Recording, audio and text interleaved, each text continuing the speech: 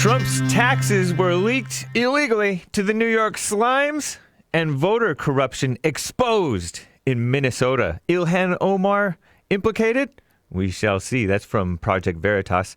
This is the end of Hour 2. It is Monday, September 28th, 2020. I am James Hake with Hake News, not fake news. Jesse Lee Peterson will be right back for Hour 3. After Jesse, catch the Hake Report, thehakereport.com/show. I'm live on YouTube, DLive, Periscope, Facebook, Twitch, I think, and other platforms maybe. Drudge on Trump's taxes. Apparently someone illegally leaked the president's tax returns to the failing New York Slimes. Drudge headlines read, "The fake billionaire?" New York Times says long concealed records show Trump's chronic losses and years of tax avoidance.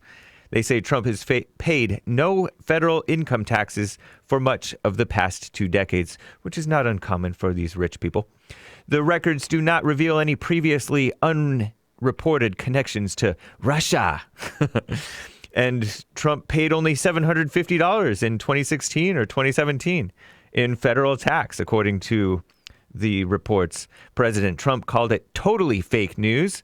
An independent journalist and center-left activist Mike Cernovich tweeted, "Democrats are mad at Trump because he followed tax laws passed by the Obama administration." What a troll, huh? Voter fraud exposed by James O'Keefe of Project Veritas.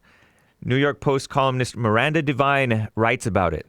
Project Veritas uncovers ballot harvesting fraud in Minnesota.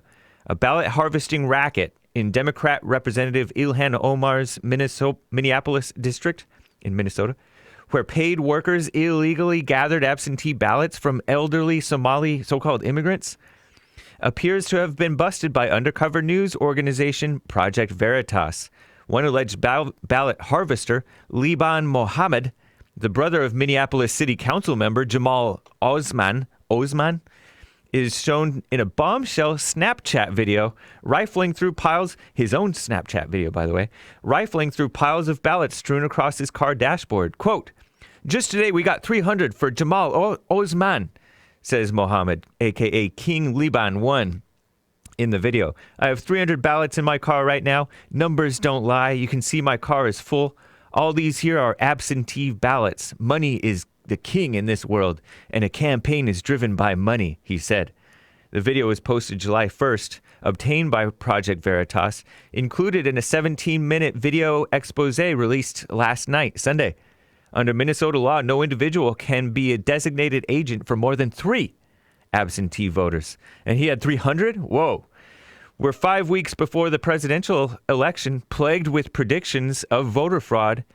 Both President Trump and Attorney General Bill Barr have warned that the increased use of mail-in ballots, supposedly due to this COVID-19 thing, concerns about in-person voting, that's the excuse, is vulnerable to fraud, especially when unsolicited ballots are mailed to all voters in certain states. Quote, "Our investigation into this ballot harvesting rings determines clearly how these unscrupulous operators exploit the elderly and immigrant communities."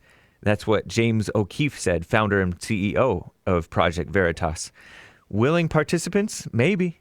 Ilhan Omar may be involved. The controversial member of the squad and frequent Trump target is claimed on camera by 2 people on Veritas's investigation, including whistleblower Omar Jamal, a Minneapolis community leader and chair of the city's Somali watchdog group. Mr. Jamal claims Liban Mohammed is one of Ilhan Omar's many people. "It's an open secret. She will do anything she can to get elected, and she has hundreds of people on the streets doing that," he told Veritas on camera last Tuesday. Quote, "It's not only her, it's all this DFL, which is Minnesota Democratic Farmer Labor Party. That's the Democrat Party over there. Ignoring regulations, their machine." Also, an anonymous female worker said that ballot harvesters took every single ballot from elderly people in Minneapolis at a public housing complex before Minnesota's primary August 8th. Knock on the door, you say, "You got your ballots? Give it to me." And women and people were paid for their stuff. Crazy. I'm James Hake, now on to Jesse, Hour 3.